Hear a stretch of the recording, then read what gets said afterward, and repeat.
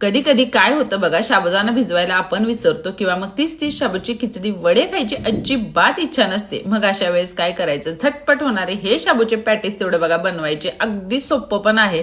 तर काय करायचं बघा, एक वाटी साबुदाणा चांगला पहिल्यांदा भाजून घ्यायचा बारीक गॅसवरती. मग तो थंड झाला की नाही की मिक्सरला असा बारीक करायचं बघा, चांगलं त्याचं पीठ झालं पाहिजे. आता उकडलेले बटाटे इथं मी 3 घेतले, चांगले ते मॅश करून घ्यायचे आणि मग त्याच्यात आपण बारीक केलेलं शाबूचं पीठ आहे की नाही बघा ते घालायचं. इथं मी 4-5 मिरच्या बारीक ठेचून घेतले, तुमच्या तिखटाच्या हिशोबाने त्या तुम्ही कमी जास्त पण करू शकता.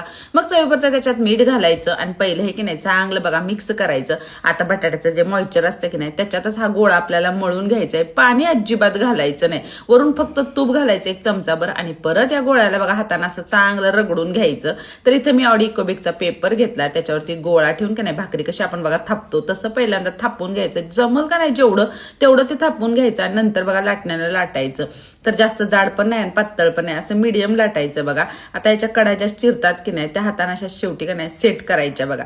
तर इथे मी पिझ्झा कटरनं इकडनं इकडनं पॅटीस असे कट करून घेतलेत आणि मग तेल तापल्यावर मीडियम गॅसवरती सगळे पॅटीस बघा असे तळून घ्यायचे. तर दिसायला पण कसलं भारी दिसतंय बघा हे आणि लागतंय पण एकदम टेस्टी बरं का. तर ह्या उपवासात शाबूच्या वड्यांना जरा ब्रेक द्या आणि हे पॅटीस एकदा करून बघा आणि जाता की नाही